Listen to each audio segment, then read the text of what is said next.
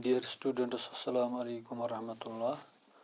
We are in class 12th, subject history and theme 9th. Today we will discuss question number 8th. A very much important question or the topic, that is the features of Mughal nobility. Mughal nobility کے حوالے سے ہم بات کریں گے. Nobility was an important pillar of Mughal administration.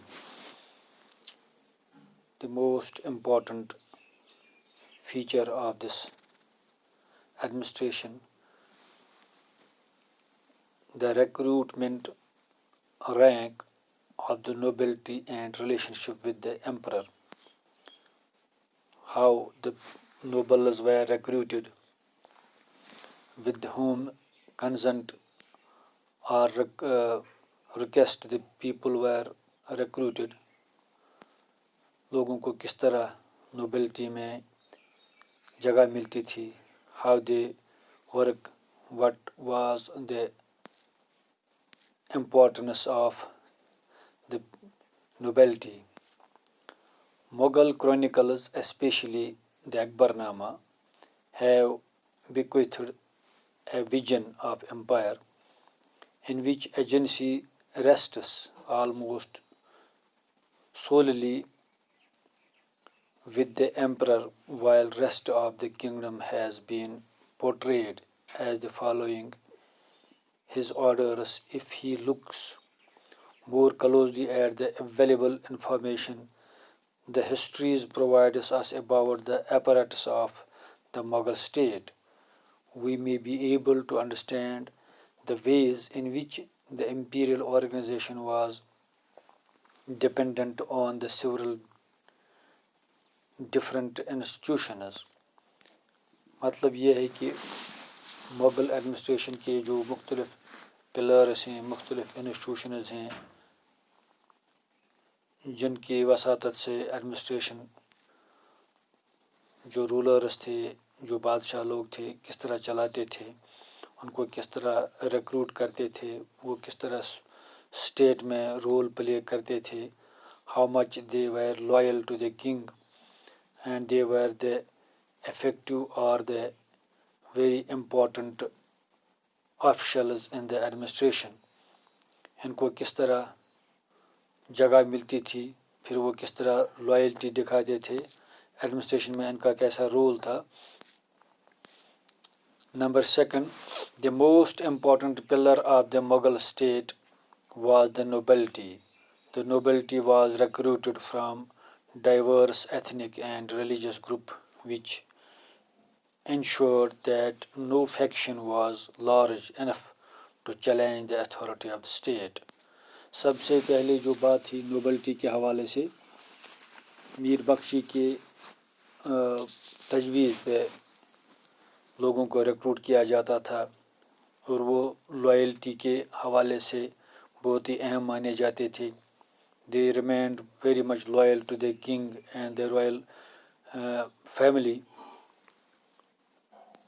اب کس طرح ان کو کس خاندان سے، وہ تورانی تھے، وہ ایرانی تھے، وہ افغانی تھے، وہ ازبک تھے، اور from Indian side the Muslims and the Rajputs were recruited as the nobles with the consent of میر بخشی.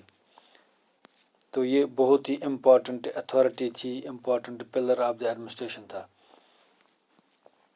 The officers' corps of the Mughal was described as the bouquet of the followers, گلدستہ جو ہم کہتے ہیں، held together by loyalty of the emperor.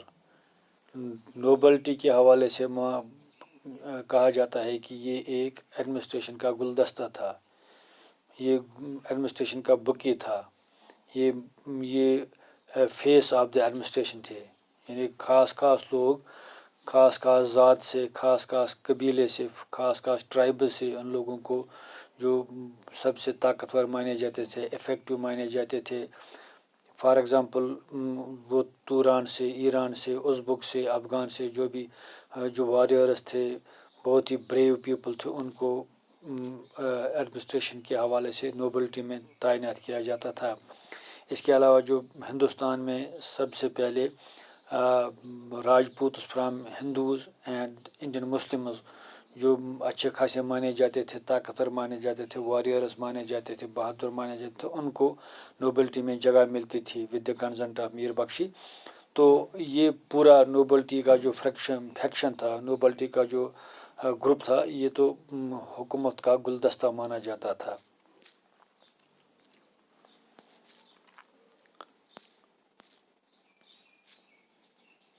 The Turani-Irani nobles were present from the earliest phase of carving out the political domain.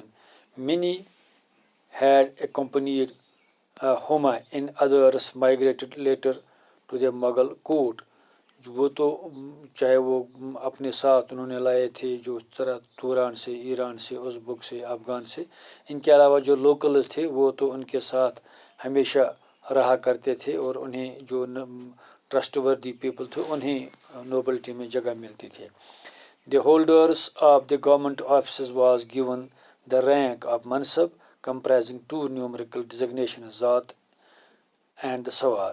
یعنی nobility میں دو اہم ڈیزگنیشنز تھی، دو اہم عہدے تھے، ایز پر دا منصب، ایز پر دا ڈیزگنیشن، ایز پر دا اسٹیٹس. تو اس میں سے جو رینکس کے حوالے سے، منصب کے حوالے سے وہ دو چیز نومریکل تھے. اس میں سب سے پہلے ہم ذات کی بات کریں. اب ذات کیا ہوتا ہے؟ ذات کے حوالے سے یہ ہے کہ ذات indicates the position of the imperial hierarchy and the salary of the official or the منصب.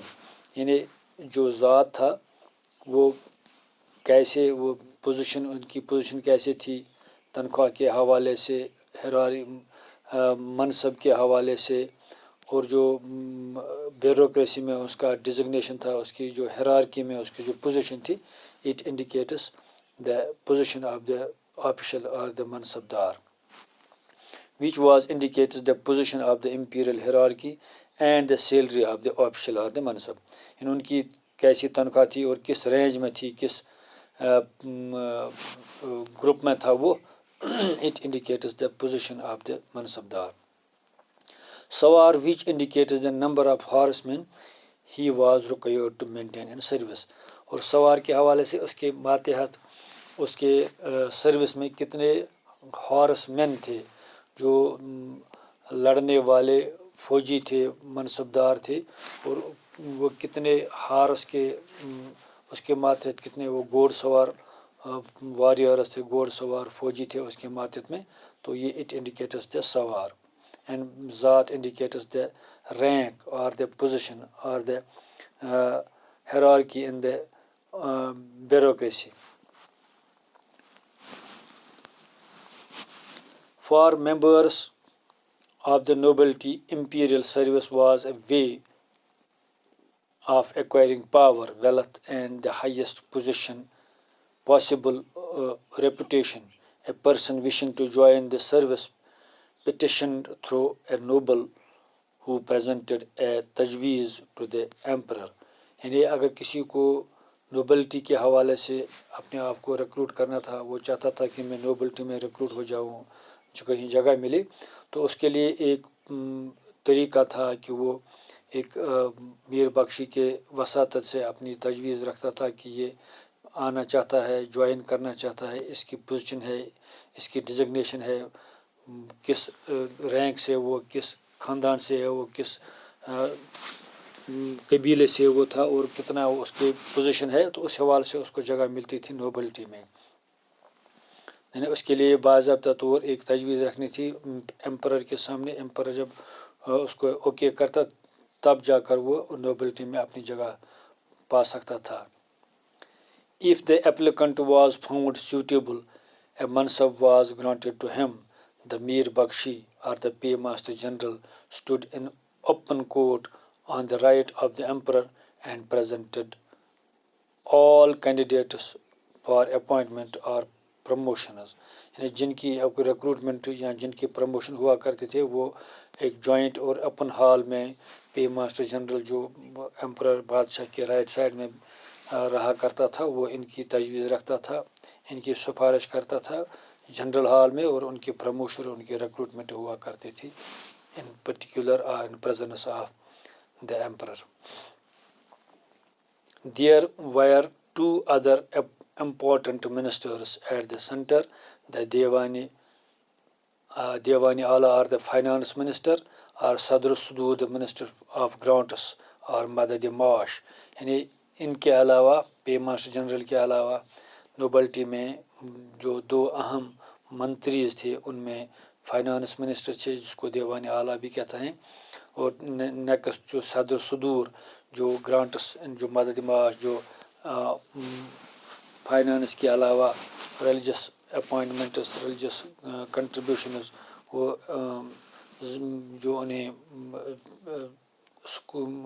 انفارمیشن کے حوالے سے مدد کرتے تھے، اگر ایگریکلچر کے حوالے سے جو انہیں معاش کے حوالے سے معیشت کے حوالے سے جو گرانٹس اینڈ ایڈ کے حوالے سے وہ منتری تھا، وہ انسٹیٹیوشنز کی جو ریلیجس انسٹیٹیوشنز سے یا وغیرہ جو انسٹیٹیوشنز سے سوشل اور حوالے سے انہیں وہ گرانٹ اینڈ ایڈ پرووائڈ کرتے تھے، اس کے لیے جو سینٹرل لیول پہ جو منتری تھے اس کا نام تھا مدد، اس کا صدر صدور جو گرانٹ اینڈ ایڈ کے حوالے سے انچارج اپوائنٹنگ اتھارٹی تھی، اور اس کا یہ کام تھا کہ وہ ان ججز کو بھی اپوائنٹ کرتا تھا اور قاضیز کو بھی اپوائنٹ کرتا تھا. The three ministers occasionally came together as an advisory body but were independent of each other. اس کے علاوہ تین اور منتری تھے جو انڈیپینڈنٹ چارج لیے ہوئے تھے، جو بادشاہ کے ساتھ رہا کرتے تھے، انہیں انڈیپینڈنٹ چارج تھی. اکبر with these and other advisors shaped the administrative and fiscal and the monetary institutions of the empire. Nobles stationed at the court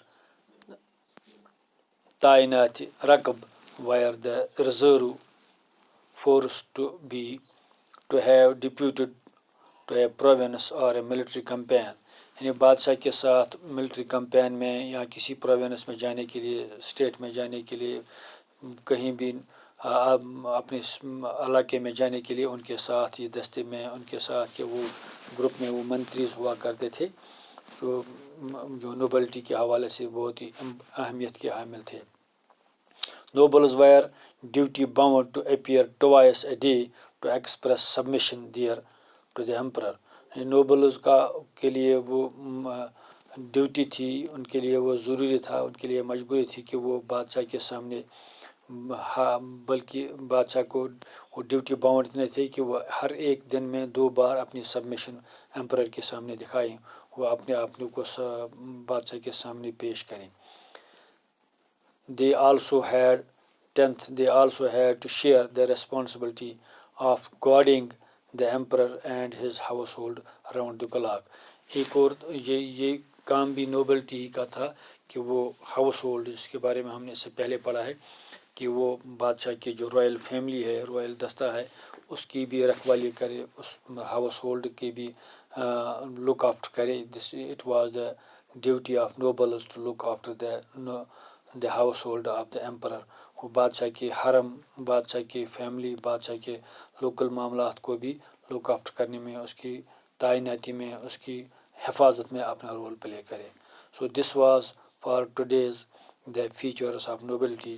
Tomorrow we will discuss the Mughal ideal kingship. ہم Mughal kingship کے بارے میں کل انشاءاللہ بات کریں گے. Thank you.